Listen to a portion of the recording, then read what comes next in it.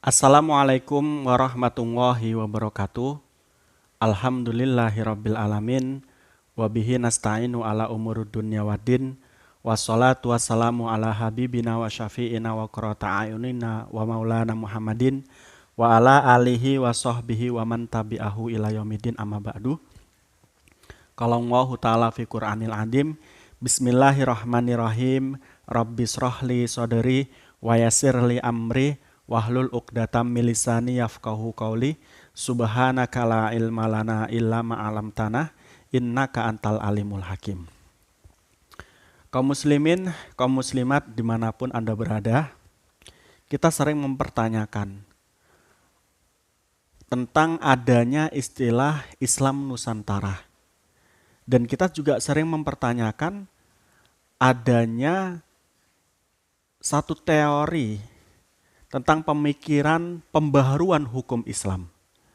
Nah, dalam kaitan ini, bagaimana kita menyikapinya? Oleh karena itu, izinkan saya dalam kesempatan ini membahas tentang pengaruh kebudayaan masyarakat Indonesia terhadap hukum Islam. Di mana ketika kita nanti sudah mengenal apakah budaya ini punya pengaruh kepada hukum Islam atau tidak, maka kemudian nanti kita bisa diantar untuk memahami Islam Nusantara dan teori pembaharuan hukum Islam. Nah, dalam kaitan ini kita tahu bahwa Al-Quran sebagai sumber hukum Islam itu hadir merespon terhadap budaya masyarakat Arab pada saat itu. Jadi kita kenal di sana asbabun nuzul. Adanya asbabun nuzul ini membuktikan bahwa Al-Quran itu tengah merespon budaya yang ada di dalam masyarakat Arab klasik pada saat itu. Nah, kemudian adanya asbabul wurud juga, itu juga bagian daripada apa? Bagian daripada respon Nabi terhadap masyarakat pada saat itu. Yang dimaksud masyarakat pada saat itu, ini adalah budaya. Karena setiap ada masyarakat di situ pasti ada budaya. Setiap ada masyarakat di situ pasti ada kebiasaan-kebiasaan atau tradisi-tradisi yang dilakukan oleh mereka. Oleh karena itu, turunnya Al-Quran ini adalah tengah menjawab tradisi yang mereka lakukan, ini diperbolehkan dalam Islam atau tidak diperbolehkan dalam Islam. Oleh karena itu, wajar ketika ada seseorang ahli dalam hukum Islam mengatakan bahwa respon Al-Quran terhadap budaya Arab itu ada 3 sikap, ada 3 responan. Yang pertama adalah iltizam, menetapkan. Jadi budaya jahiliyah ditetapkan menjadi hukum Islam. Karena dalam kaitan ini tidak bertentangan dengan maqasidus syar'i. Ya. Dalam kaitan ini apa? Contohnya adalah dhihar dan ila. Hukum dhihar dan ila itu ada dalam hukum Islam.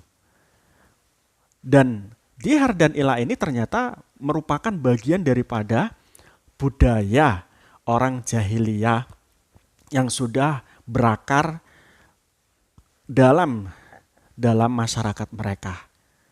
Nah, kemudian Islam datang karena masyarakat yang pada saat Islam datang itu telah memberlakukan dhihar dan ila, kemudian diaturlah hukum ini di dalam hukum Islam.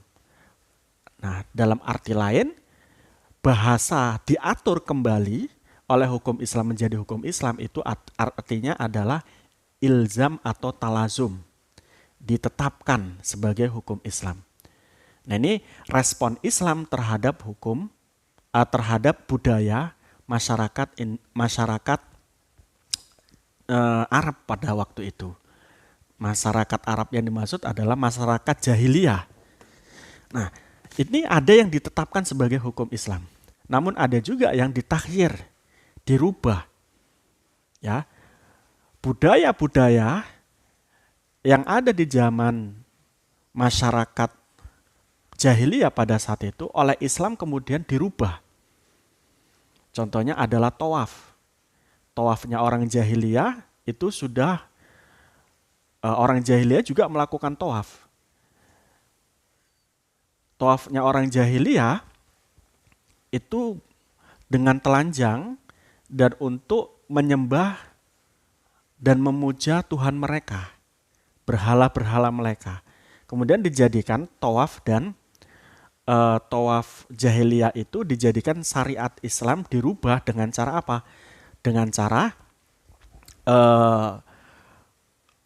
tawaf kita saat kita mau haji itu, yakni dengan cara memakai pakaian ihram, kemudian berniat haji dan umroh dan lain sebagainya, yang kemudian ada alasan-alasan dan syarat-syarat tertentu untuk melakukan tawaf.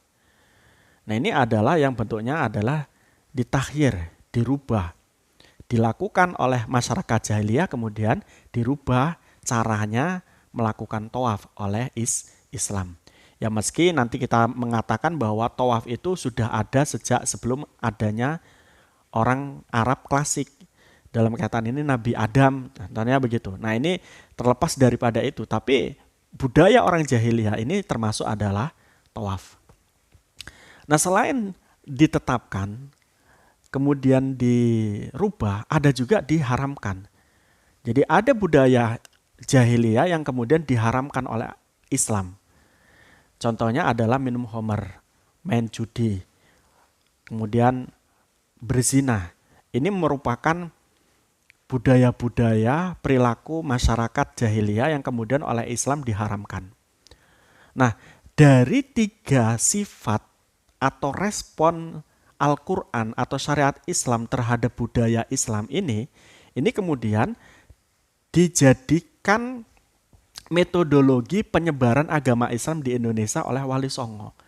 Wali Songo pun melakukan hal yang sama dalam dakwah ini, yakni di budaya-budaya yang dijalankan oleh masyarakat atau budaya-budaya yang dijalankan oleh masyarakat Indonesia kuno, itu telah ada yang ditetapkan sebagai syariat Islam. Ada yang dirubah caranya untuk menjadi syariat Islam. Kemudian ada yang diharamkan untuk menjadi syariat Islam. Nah, ini kemudian kalau ditanya ada tidak pengaruh budaya terhadap hukum Islam? Kalau kita lihat daripada Al-Quran tadi ada istilah talazum, ada ilzam, ada tahyir dan ada haram, maka kita bisa melihat bahwa budaya juga mempengaruhi hukum Islam. Nah, begitu juga tidak salah Wali Songo itu mengadopsi cara itu, cara syariat itu dalam merespon budaya di Indonesia. Nah, oleh karena itu kita bisa jawab bahwa cara-cara atau respon terhadap budaya itu harus diakui ada pengaruhnya. Oleh karena itu, tadi teori tentang pengaruh pemikiran perubahan dalam hukum Islam, kemudian Islam Nusantara ini tidak akan jadi masalah ketika kita memahami hal ini. Nah, selanjutnya bukti otentik yang mengatakan bahwa hukum Islam itu dipengaruhi oleh budaya. Itu apa bukti otentiknya? Bukti otentiknya adalah dalam syariat Islam itu adat, kebiasaan, tradisi bisa dijadikan landasan hukum. Nah, ini menarik. Jadi usul fikih, kaidah fikih itu mengatakan hal yang semacam ini. yakni adat dan tradisi bisa dijadikan landasan hukum. Sehingga tradisi yang ada, adat yang ada di Indonesia ini bisa dijadikan landasan hukum Islam. Nah, dalam kaitan itu kita tahu banyak sekali ya contoh-contoh hukum yang notabene lahir dan muncul dari budaya masyarakat, baik masyarakat jahiliyah ataupun masyarakat Islam atau masyarakat Indonesia kuno pada saat itu. Nah, dalam kaitan ini Adat yang dimaksud adalah satu kebiasaan yang dilakukan secara terus-menerus yang dianggap baik oleh banyak orang. Ini maka kemudian bisa dijadikan adat. Jadi adat itu yang dimaksud adalah satu kebiasaan yang dilakukan terus-menerus oleh banyak orang, ini disebut dengan adat. Dan dalam kaitan itu, kebiasaan dan kecenderungan tersebut itu tidak bertentangan dengan sanubari, dengan akal sehat. Maka adat semacam ini bisa menjadi apa? Menjadi landasan hukum. Ya tentunya tidak bertentangan juga dengan Al-Quran, Al-Hadis, juga maqasidus syar'i. Maka dengan demikian adat ini akan bisa menjadi landasan hukum atau bahkan jadi hukum. Itu begitu. Nah dalam kaitan adat atau tradisi, ini bisa menjadi landasan hukum atau bisa menjadi hukum itu berdasarkan sebuah makalah atau hadis maro'ahul muslimuna hasanun fa'indongwoi hasanun. Sesuatu yang dilihat oleh orang muslim itu bagus, maka menurut Allah itu bagus. Jadi sesuatu yang dilihat oleh orang muslim itu bagus walaupun tidak ada dalam Al-Quran atau Al-Hadis, maka menurut Allah pun itu bagus. Sehingga dalam kaitan ini, yang muncul dan dilihat oleh orang muslim adalah perilaku orang muslim itu sendiri yang tidak diterangkan di dalam Al-Quran dan Al-Hadis dan dinyatakan oleh orang muslim yang banyak, ya, orang muslim banyak itu adalah sesuatu yang baik, maka menurut Allah baik. Dalam kaitan ini adalah adat. Adat itu ketika baik menurut orang muslim, maka baik menurut Allah. Meski tidak diatur dalam Al-Quran dan Al-Hadis. Oleh karena itu, ini menjadi dasar, ya, makalah ini atau hadis ini menjadi dasar dari munculnya tradisi atau budaya ataupun adat bisa menjadi landasan hukum. Selain itu juga, ada kisah menarik yang berkaitan tentang adat dan uraf itu bisa menjadi landasan hukum. Hal ini yang dilakukan oleh Nabi. Nabi ketika pada saat dihadapkan sebuah masalah. Masalah siapa? Sahabat yang namanya Roba bin Azib. Roba bin Azib ini memiliki onta. Ya, memiliki onta. Pada saat malam hari ontanya tidak diikat, tidak dimasukkan kandang. Sehingga onta ini pada malam hari itu masuk ke dalam WC-nya seseorang. Nah dalam kaitan ini, onta yang masuk dalam WC seseorang tersebut itu kemudian merusak WC-nya. Sehingga hal ini dilaporkan oleh pemilik WC kepada Nabi Muhammad. Dan pada saat itu Nabi Muhammad memutuskan bahwa seorang yang memiliki onta harus membayar kerusakan apa yang dilakukan oleh ontanya. Sementara seorang yang memiliki kamar mandi pada siang hari harus menjaga kamar mandinya pada saat siang hari. Nah ternyata kejadian tersebut malam hari, sehingga malam hari tersebut tidak dijaga. Sehingga ketika tidak dijaga tersebut tidak menjadi satu kelalaian yang dilakukan oleh pemilik WC tersebut. Yang lalai adalah yang dianggap lalai adalah si pemilik onta, yang mana ontanya tidak diikat pada malam hari. Itu begitu sehingga merusakkan WC. Nah dalam kaitan ini menurut sarah daripada hadis ini bahwa ketika Nabi menetapkan seorang yang memiliki WC harus menjaga pada siang hari itu berdasarkan uraf. Ya, uraf masyarakat atau kebiasaan masyarakat tidak secara kontinu itu menjaga WC mereka pada siang hari. Pada malam hari tidak dijaga karena mereka butuh istirahat. Nah dan kemudian dalam kaitan adat, Nabi Muhammad menetapkan adanya seorang yang dianggap lalai melepaskan atau tidak mengikat ontahnya, ini disuruh membayar. Ini berdasarkan adat. Karena pada dasarnya, pada umumnya, pada adatnya, pada budayanya, orang yang memiliki onta pada malam hari itu harusnya mengikat ontanya, bukan melepaskannya. Dengan demikian orang yang memiliki onta ini disuruh untuk mengganti rugi daripada kerusakan yang terjadi di dalam kamar mandi atau WC yang dimiliki oleh seseorang tersebut. Hal ini kemudian bisa dijadikan dasar bahwa ketika kita tidak menemukan Al-Quran dan Al-Hadis untuk menemui sebuah hukum, maka adat yang baik ini bisa menjadi landasan hukum, sebagaimana Nabi Muhammad melakukannya. Nah, oleh karena itu, ada sebuah pernyataan-pernyataan yang berkaitan tentang adat ini. Jadi, contohnya para fuqaha itu mengatakan kuluma waroda bihasyar'u mutlakon wala dobitolau fihi wala fil luho yurja'u fihi ilal urfi. Jadi sesuatu yang datang dari syariat itu bersifat umum, tidak dibatasi, tidak juga dibatasi oleh sifat dan juga tidak dibatasi oleh bahasa, maka hal ini akan dikembalikan kepada urfnya. Nah, dalam kaitan itu banyak sekali contohnya ya. Contoh berkaitan tentang yang datang dari syarak yang bersifat umum. Contohnya adalah kullu muskirin haramun. Setiap sesuatu yang memabukkan adalah haram. Dalam kaitan ini, di situ ada homer, di situ ada narkotika, di situ ada di situ ada sesuatu yang memabukkan yang lain ya, heroin dan apa dan lain sebagainya. Ini semuanya memabukkan sehingga kalimat kullu muskirin ini yang umum ini bisa mencakup keseluruhannya. Dan dalam kaitan memabukkan tersebut tentunya tidak hanya dilihat dari satu orang saja, tapi kesemuan orang ketika mengkonsumsi sesuatu yang memabukkan itu mabuk, maka dianggap memabukkan.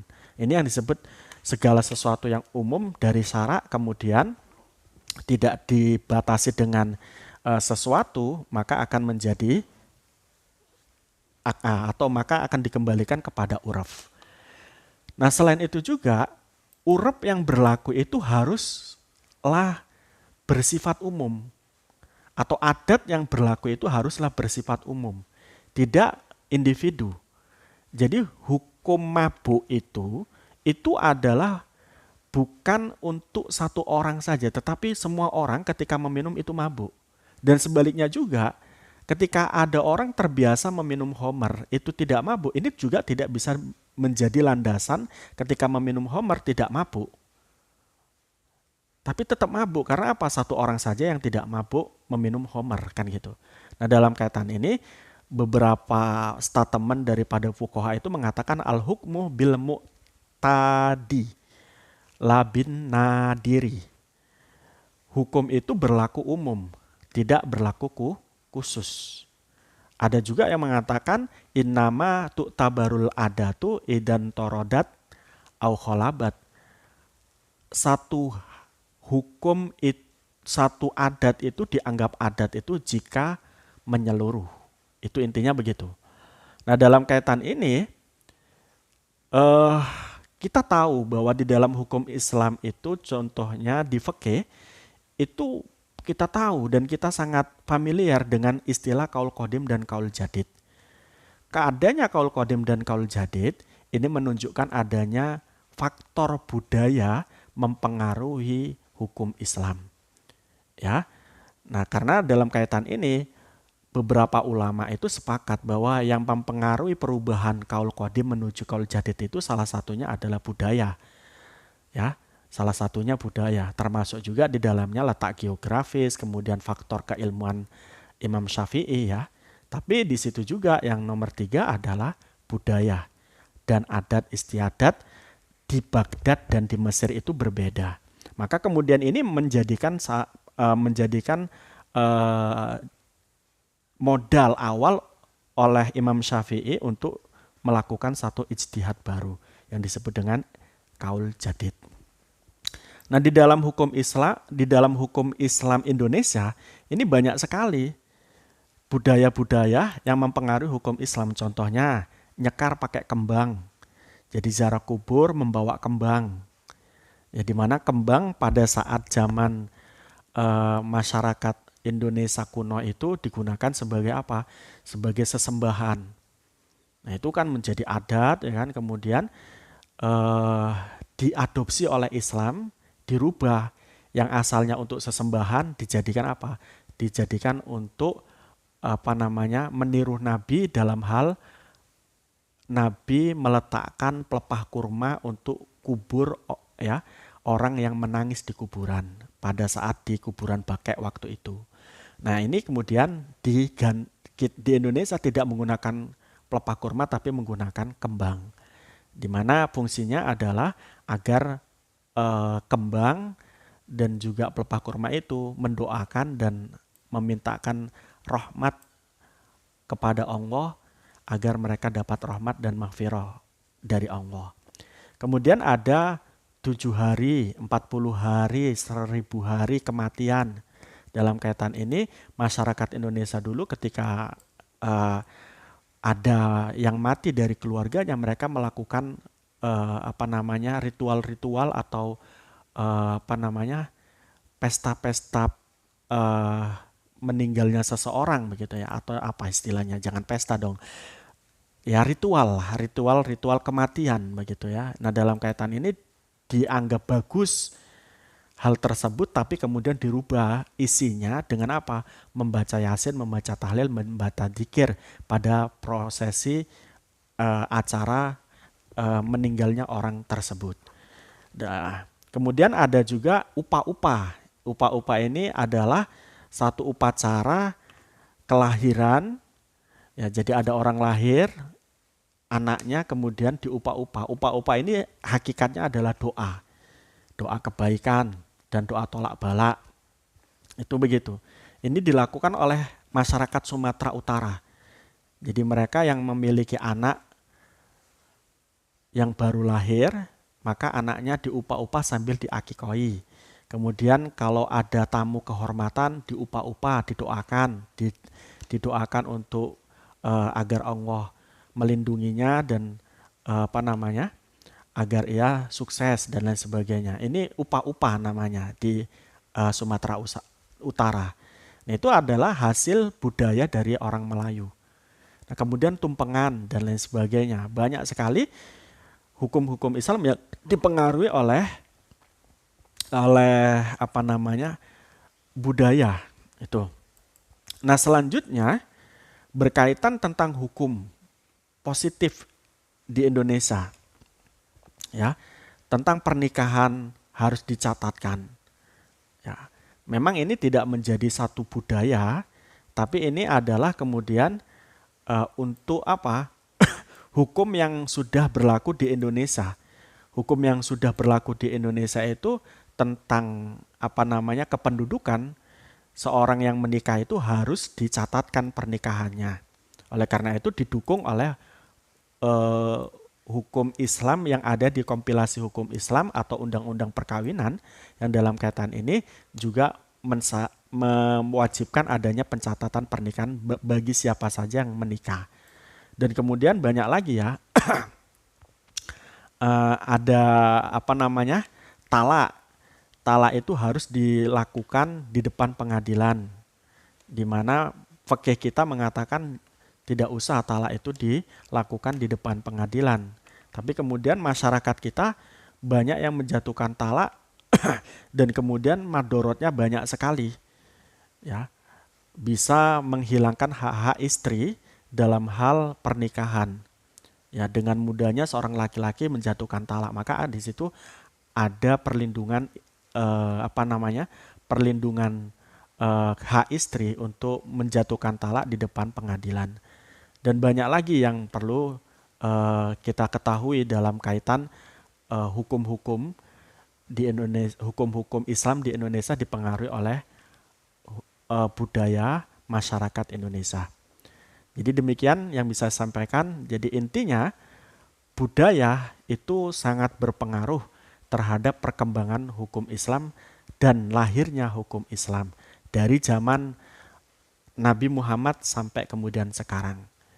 Ya, yang kemudian respon syariat Islam ini menjadi bukti adanya budaya Islam itu, budaya masyarakat mempengaruhi hukum Islam. Itu begitu. Yang pertama tadi ada luzum, ada luzum atau talzim, ya, ditetapkannya budaya itu menjadi syariat Islam.